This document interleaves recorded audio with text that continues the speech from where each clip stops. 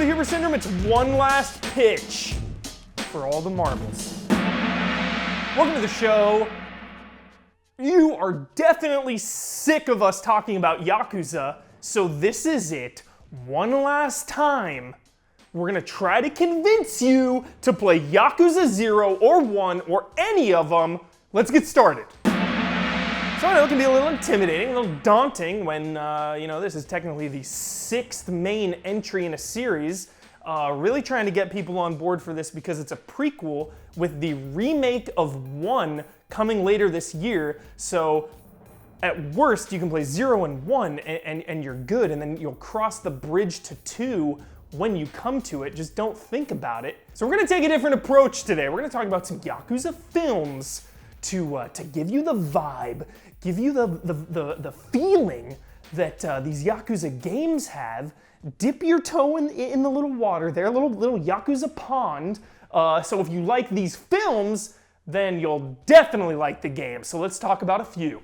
So I'm not gonna spoil any of these movies coming up. There will be no spoilers. I'm gonna give you very loose, general, broad, very broad insight into some of these movies. So first up is Brutal Tales of Chivalry, kind of an origin of the Yakuza movie. They're like samurai at this time. It's before the modern gangster that we all know. It's back when they had a code of honor, when them and their friends did what they thought was right for the greater good. Really good insight, really good pre-modern Yakuza film. Next up, one of my personal favorites, Another Lonely Hitman. It's not a spoiler to tell you that old school hitman spends 10 years in prison only to come back to a drastically different world. You know, his code of honor is outdated. Everyone around him is selfish, killing at will, killing when it suits them. Just a badass movie.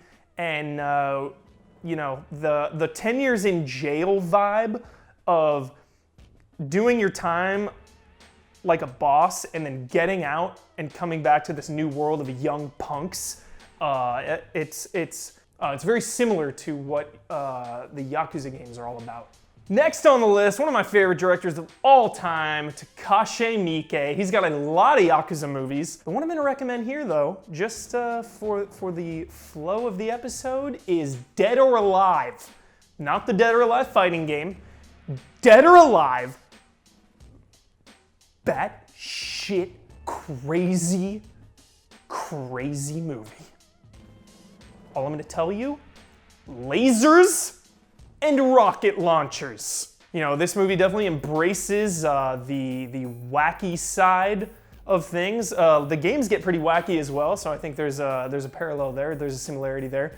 But what I love most about this movie is that it is the cop versus the Yakuza, two sides of the same coin. I always love those types of stories where they just end up on different sides of the law. You know, they share so many similar qualities.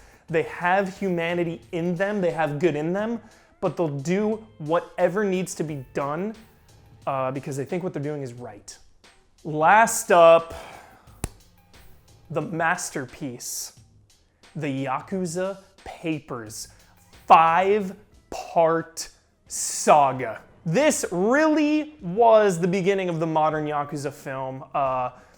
Gangsters killing for self-interest rather than a code, rather than to protect those around them.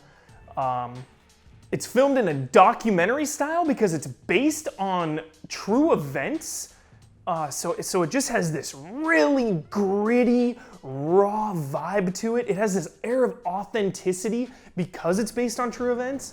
It feels like you're watching a documentary at sometimes, and I just love the way this movie is paced out. And it just spans over the course of decades. It's seriously epic. People compare it to The Godfather. You know, new families rise to power, new codes of honors change, and the only constant is violence. So that's it for the show. Those are some Yakuza films you can get your feet wet with. If you want to talk more about them, it'll be Saturday at 11 a.m. on Talking Syndrome. We'll take the deep dive into Yakuza movies. And we are Easy Allies. I'm Michael P. Huber. You can follow me there. Follow us on Twitch, YouTube, Twitter, Patreon. We're Patreon supported, so if you like what you saw, help us out. And I will see you next week.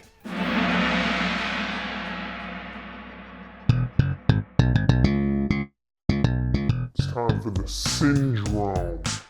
Wanted to save one of the best for last.